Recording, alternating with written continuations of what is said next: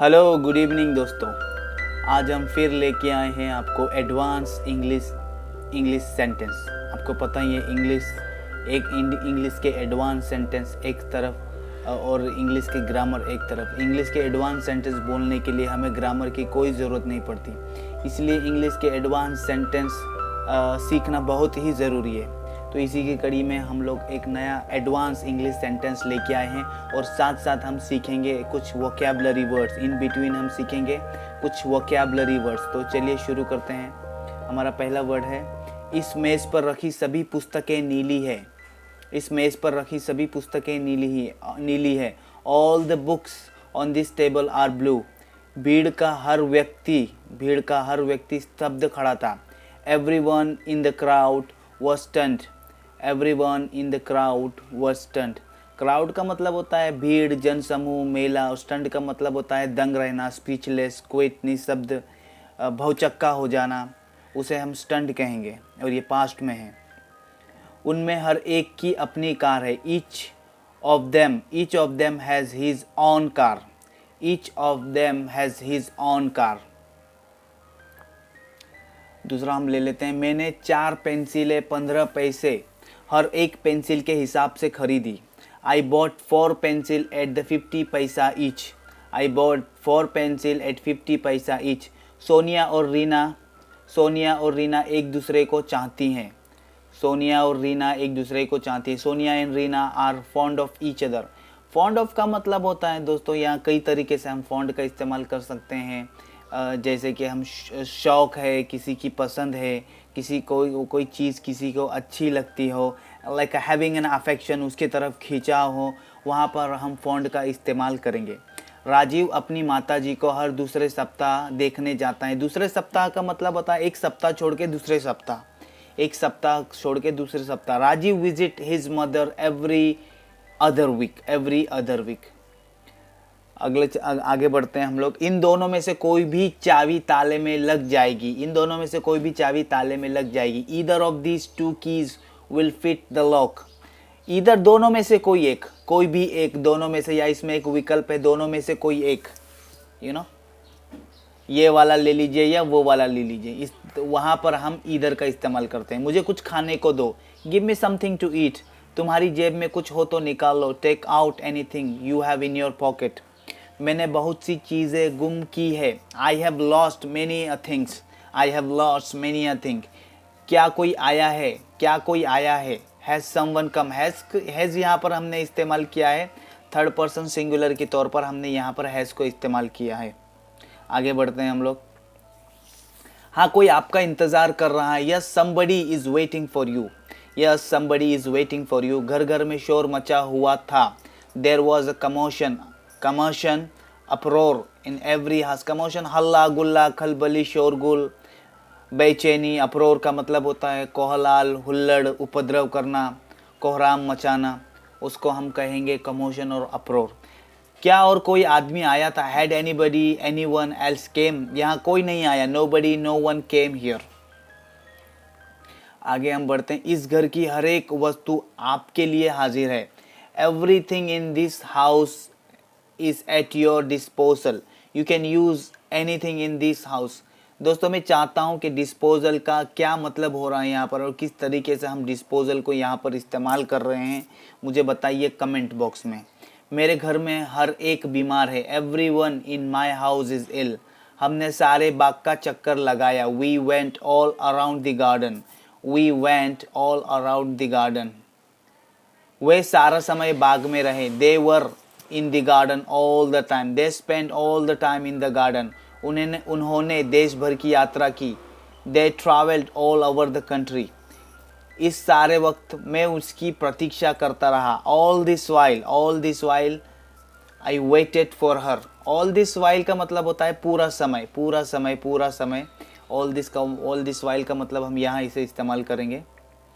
बुरी आदतें शुरू में ही रोक देनी चाहिए। Bad habits should be nipped in the bud. दोस्तों, ये idioms हैं। निप का मतलब होता है कुचलना। बड का मतलब होता है कली। कोई कली, कोई कुछ चीज़, कोई कमल या हर कोई चीज़ जो अंकुरित हो रही हो, जो बड़ी हो रही हो, पैदा हो रही हो, पैदा होते ही उसे कुचल देना, मसल देना, नष्ट कर देना। निप इट इन द बड, रोक देना, शुरू में ही उसको खत्म कर देना, नष्ट कर देना, उसको हम निप इट इन द बड कहते हैं। और इसको हम इंग्लिश में जैसे कहेंगे to stop something immediately so that it does not become a worse a difficult problem in the future.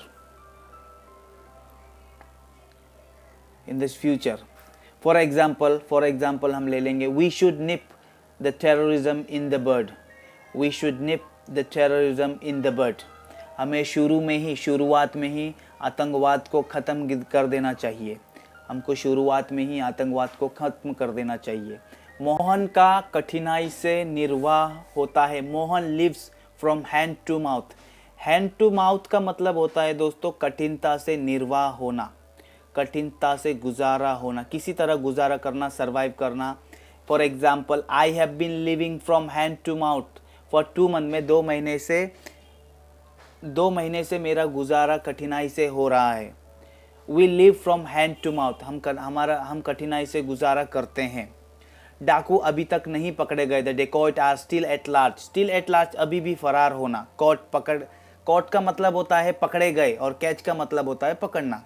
The डाकू अभी तक नहीं पकड़े गए। The dacoits are still at large. Still at large को पूरी तरह से हम कहेंगे अभी भी फरार है, अभी भी फरार है।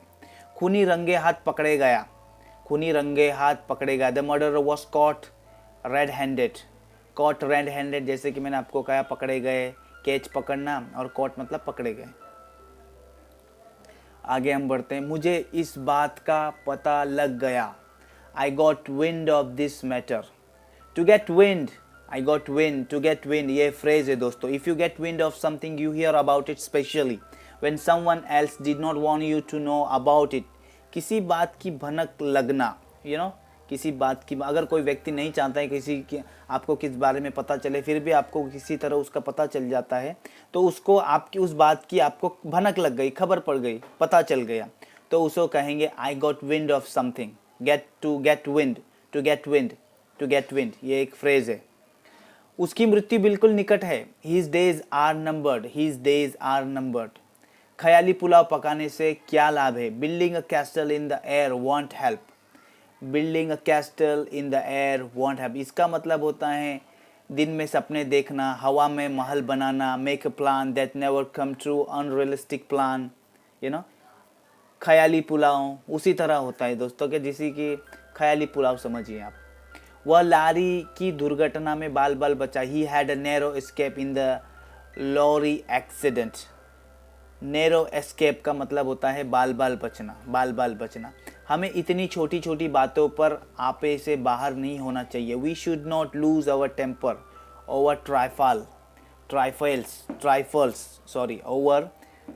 We should not lose our temper over trifles. Something of little value, substance और इम्पोर्टेंस। किसी चीज़ को ज़्यादा वैल्यू नहीं देना, छोटी चीज़ उस पर ज़्यादा ध्यान न देना, उसे हम ट्राइफल्स कहेंगे दोस्तों। उसने जीवन में बहुत उतार चढ़ाव देखे हैं। He has seen many ups and down in his life. मैं लगातार 12 घंटे काम कर सकता हूँ। I can work for 12 hour at a stretch के यहाँ पर इस्तेमाल किया है लगातार, लंबते हुए, स्ट्रेच होते हुए। वह किसी भी तरह सबसे ऊंचे पद पर पहुंचना चाहता है। He wants to reach the top by hook और